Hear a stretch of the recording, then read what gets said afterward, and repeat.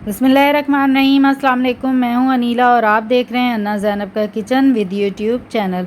तो लीजिए, तैयार है हमारा साल भर का सालन।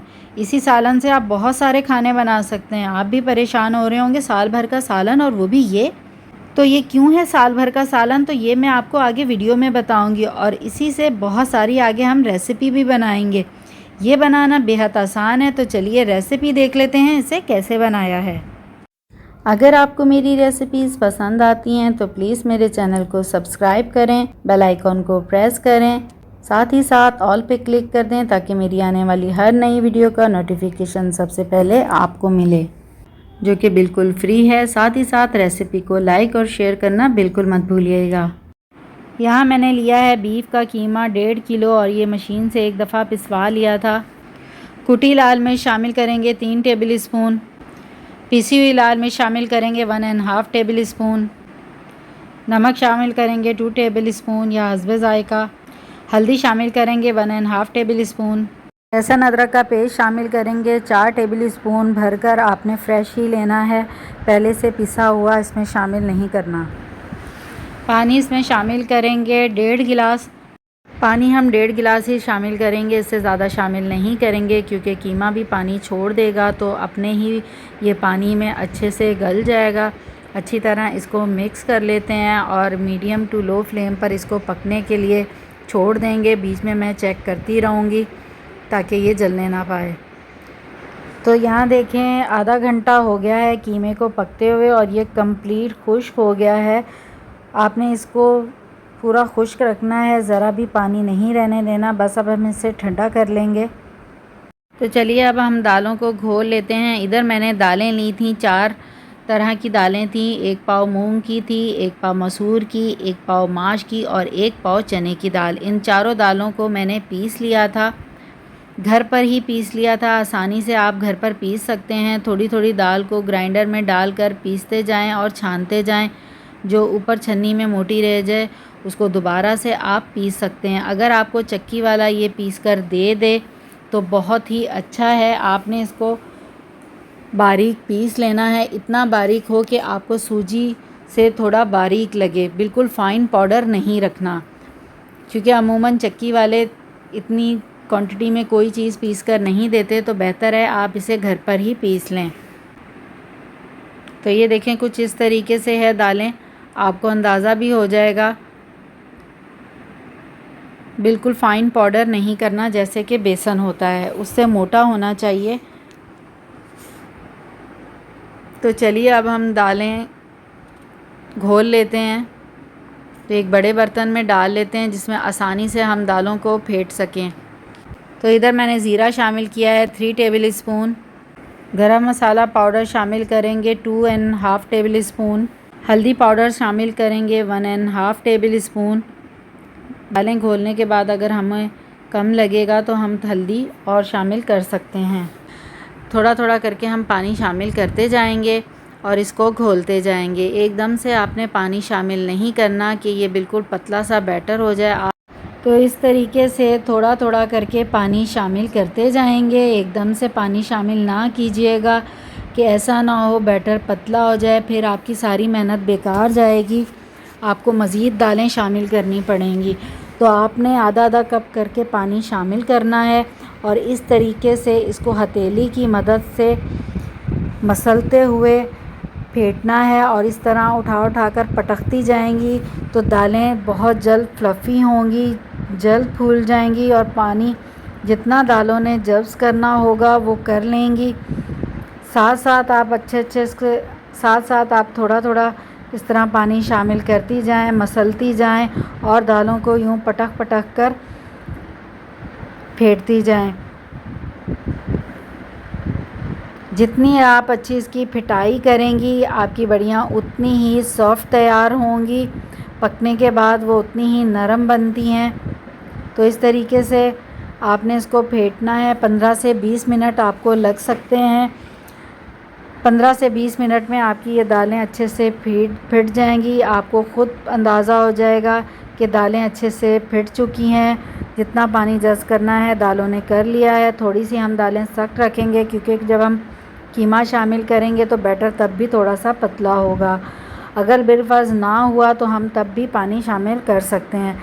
तो मैं इसको इस तरीके से अच्छे से फेंट लेती हूँ, फिर आपको दिखाऊंगी कि किस पॉइंट पर हम इसमें कीमा शामिल करेंगे। तो यहाँ देखें, मैंने इसको बहुत अच्छे से फेंट लिया है कि ये बिल्कुल फ्लफ़ी सा हो गया है। कि मैं इसको यूँ पकड़ रही हूँ तो एक मतलब इसमें झाग सी फील हो रही है मुझे। इस तरह करने से मैंने इसे 20 से 25 मिनट तक फेंटा है। तो चलिए अब इस पॉइंट पर हम कीमा शामिल कर लेते हैं। इधर जो हमने कीमा लिया था वो मुकम्मल तौर पर ठंडा हो चुका है, तो अब इन्हें शामिल कर लेंगे। कीमा आपने मुकम्मल ठंडा रखना है, बिल्कुल भी नीम गरम नहीं होना चाहिए। ये सारे काम आप सुबह के टाइम कीजिएगा कि जो बड़ियाँ डाली जाती हैं वो सुबह में ही डाली जाती हैं। बहुत ज़्यादा धूप निकल आती है तो धूप में ये काम नहीं हो पाते। तो आप ये 6-7 बजे के टाइम ये काम कर लीजिएगा।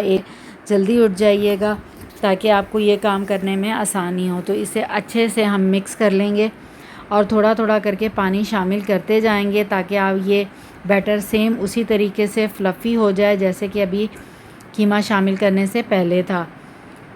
तो इस पॉइंट पर आप नमक और मिर्च चेक कर लीजिएगा। अगर आपको नमक और मिर्चें कम लगें तो आप कुटी हुई और पिसी हुई मिर्चें और शामिल कर सकते हैं। तो थोड़ा थोड़ा करके इसमें पानी शामिल करेंगे और इसे मसलते जाएं। इसे वापस से इस तरीके से पटकते हुए इसको उसी तरीके से हम फ्लफ़ी कर लेंगे। तो 10 मिनट तक मैं इसको इसी तरीके से फेंट लूँगी, मतलब इसे पटक लूँगी ताकि ये फ्लफ़ी हो जाए। तो 10 मिनट हो गए हैं मुझे इसे मज़ीद फेंटते हुए। तो चलिए अब हम इसे धूप में डाल लेते हैं। इस वक्त सुबह के 6:45 बजे का टाइम हो रहा है और धूप निकली नहीं है, पूरी हल्की हल्की धूप नज़र आ रही है। अभी मैं जिस जगह पर ये बड़ियाँ डालूँगी वहाँ धूप नहीं थी। तो आपने भी इसी तरीके से कर लेना है, या तो आप छाँव में डाल लीजिएगा। जब आप पूरे प्रॉपर से डाल लें तो इसको धूप में कर सकते हैं। तो आपको यहाँ दाग नज़र आ रहे होंगे कि ये शायद चादर मैली है, ये मैली नहीं है। इससे पहले भी मैंने इसी कपड़े पर बड़ियाँ डाली थी। बड़ियाँ जब हम डालते हैं तो वो दाग छोड़ जाती हैं जिस तरह कि आपको नज़र आ रहा है। तो आपने परेशान नहीं होना, आपने वो चादर लेनी है जो कि आपके काम की ना हो, रफ़ हो। तो आप इसी काम के लिए रख लीजिएगा चादर को, वापस से धोकर वॉश करके आप रख लीजिएगा जैसे कि मैंने रख ली थी और अब मैं दोबारा इस्तेमाल में लेकर आ रही हूँ। तो अमूमन तो ये चारपाई पे रखी जाती हैं। मैंने यहाँ तख्ता ले लिया है, तख्ते पर इस तरीके से अखबार बिछा लिए हैं। तो ये देखें, मैंने एक अखबार की डबल तह बिछा ली है जो कि कुछ इस तरीके से है। इसको सिंगल नहीं रखा, मैंने डबल ही रख लिया है। अब इसके ऊपर इस तरीके से ये चादर डाल ली है। अब हम इसमें बड़ियाँ डालेंगे। तो इस वक्त आपको छाँव लग रही होगी। जब तक मैं ये बड़ियाँ डाल लूँगी यहाँ धूप मुकम्मल तौर पर आ जाएगी। यहाँ मैंने अलग से एक प्याला रख लिया है, उसमें ये थोड़ा थोड़ा बैटर डालते जाएंगे ताकि आसानी हो हमें बड़ियाँ डालने में। इतना बड़ा बाउल हम नहीं रख सकते, तो मैं थोड़ी थोड़ी प्याले में डाल लेती हूँ। चलिए अब हम बड़ियों को टुक लेते हैं। पंजाबी ज़ुबान में इसे टुकना बोलते हैं। आपकी ज़ुबान में इसे क्या कहा जाता है कमेंट्स बॉक्स में मुझे ज़रूर बताइएगा। तो इस तरीके से हम छोटी छोटी बड़ियाँ टुकते जाएंगे। आप जिस साइज़ में रखेंगे ये पकने के बाद उसी साइज़ में हो जाएंगी। सूखने के बाद ये छोटी आपको लगेंगी। तो आपने इस तरीके से इसे करीब करीब रखना है। आपको ऐसा फ़ील हो रहा होगा कि ये बहुत सख्त है, मगर ये सख्त बिल्कुल नहीं है, ये बिल्कुल फ्लफ़ी सी हैं। आपको ऐसे फ़ील होगा जैसे कि आप फोम के गोले डाल रहे हैं, आपको ऐसा फ़ील होगा, मगर ये सख्त नहीं है। तो आप अपने पसंद के मुताबिक बड़ियाँ डाल लें, छोटी बड़ी जैसे आपको सही लगे। तो यहाँ मैं जो डाल रही हूँ वो दरमियाने साइज़ की डाल रही हूँ। आप इस तरीके से इसको प्याले में ही घुमाते हुए इस तरीके से डालते जाएं और करीब करीब रखते जाएं ताकि थोड़ी सी जगह में काफ़ी सारी आ जाएं। तो आपने इस तरीके से इसे डालते जाना है। एक ही साइज़ में हम बड़ियाँ डाल लेंगे। अगर कोई आपको बड़ी लगे तो आप उसमें से थोड़ा सा बैटर कम कर लीजिएगा। तो मैं इस तरीके से सारी डाल लेती हूँ, फिर मैं आपको दिखाती हूँ ये कैसी लग रही हैं। यहाँ देखिए मैंने काफ़ी सारी बड़ियाँ टुक ली हैं। इधर आपको एक पॉइंट बताती चली जाऊँ, जब हम 5 से 6 बड़ियाँ डाल लेते हैं तो हाथ हमारे खुश्क होने लगते हैं। तो आपने एक प्याले में पानी इस तरीके से रख लेना है और इस तरीके से हाथों को गीला करके आपने वापस इस तरीके से आपने उंगलियों से इसको इकट्ठा करते जाना है छोटा छोटा, और इस तरीके से डालते जाना है। इससे ये है कि आपके हाथ बहुत ज़्यादा खुश्क नहीं होंगे, तो आपको सख्त से लगने लगेंगे वो नहीं लगेंगे, और आसानी से आप जल्दी जल्दी इस तरीके से टुकते जाएंगे।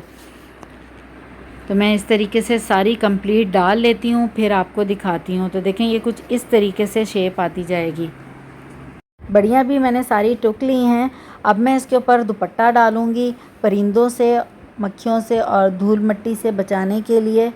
तो आपने कोई भी मलमल का दुपट्टा ले लेना है या जॉर्जेट का दुपट्टा ले लेना है और इसको इस पर डाल देना है। तो ये दुपट्टा भी मेरा रफ़ है जो कि मैंने इसी काम के लिए रखा हुआ है। तो इसको अच्छे से इसके ऊपर फैला देंगे ताकि परिंदों से, धूल मिट्टी से ये बच जाए। दुपट्टे को मैंने अच्छे से इसके ऊपर डाल दिया है। बस साइडों पर हम कोई चीज़ रख देंगे ताकि दुपट्टा उड़ने ना पाए और ये परिंदों से और धूल मिट्टी से बची रहें। तो यहाँ धूप भी निकल गई है, कंप्लीट धूप नहीं आई अभी, ये निकली है, ठंडी ठंडी धूप है। तो इसको हम सारा दिन के लिए अब छोड़ देंगे इसी तरीके से। तो धूप शाम तक रहेगी, तब तक ये काफ़ी हद तक सूख जाएंगी। शाम के 4 बज रहे हैं और धूप जो है वो जा चुकी है। बस अब मैं इनको उठाकर एक तसले में डाल रही हूँ। तो ये देखें ये कुछ इस तरीके से खुश्क हो गई हैं। नीचे की तरफ से ये वैसे ही गीली हैं, येलो नज़र आ रही होंगी और आपको ये दाग नज़र आ रहे होंगे। ये अभी हमने बढ़िया जो डाली थी इसके दाग हैं।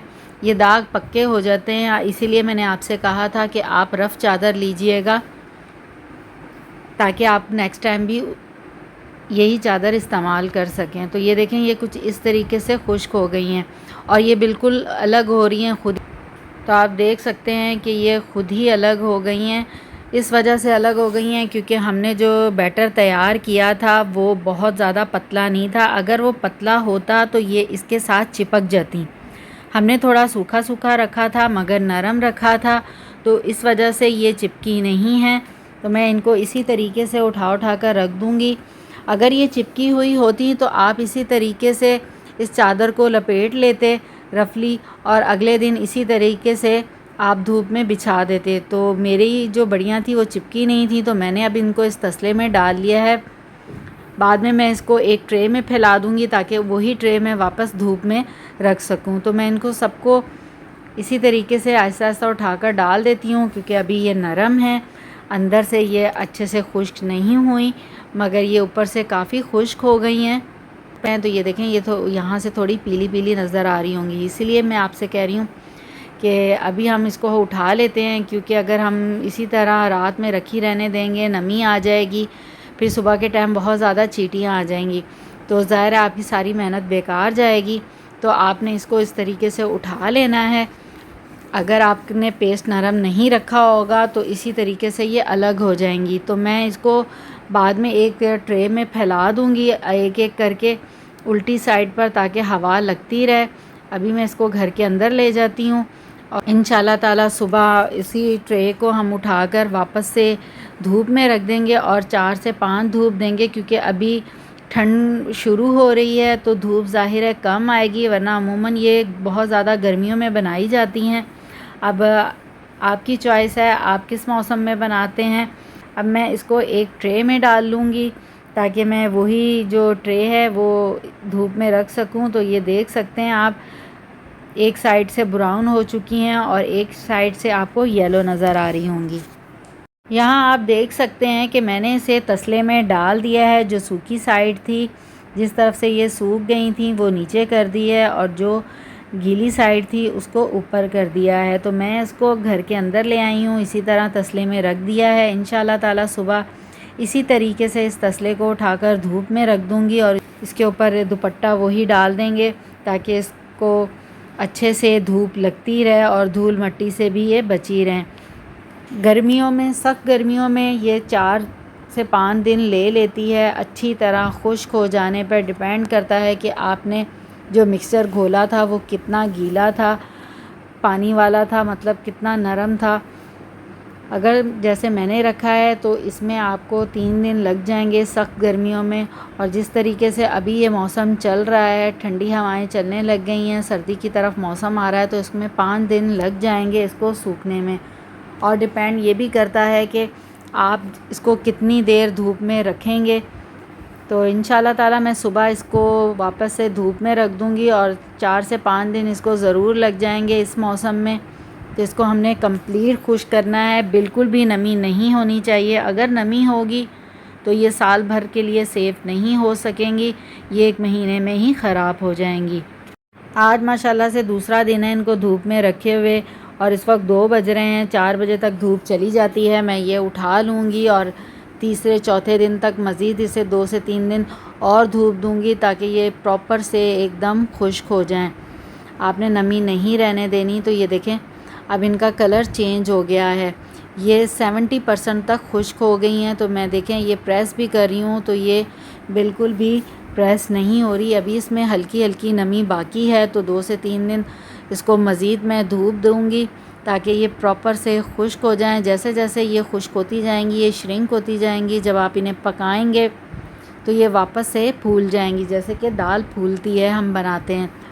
इससे बहुत सारी चीज़ें बनाई जाती हैं, ये चावलों में भी डाला जाता है, पापड़ और बड़ियाँ भी बनाई जाती हैं। पापड़ वो वाले जो कि हम सेक कर खाते हैं, उसका सालन भी बनाया जाता है। इसे आप सब्ज़ी में भी डाल सकते हैं, आलू में, मटर में, तुरई में, लौकी में, बहुत अच्छी बनती हैं।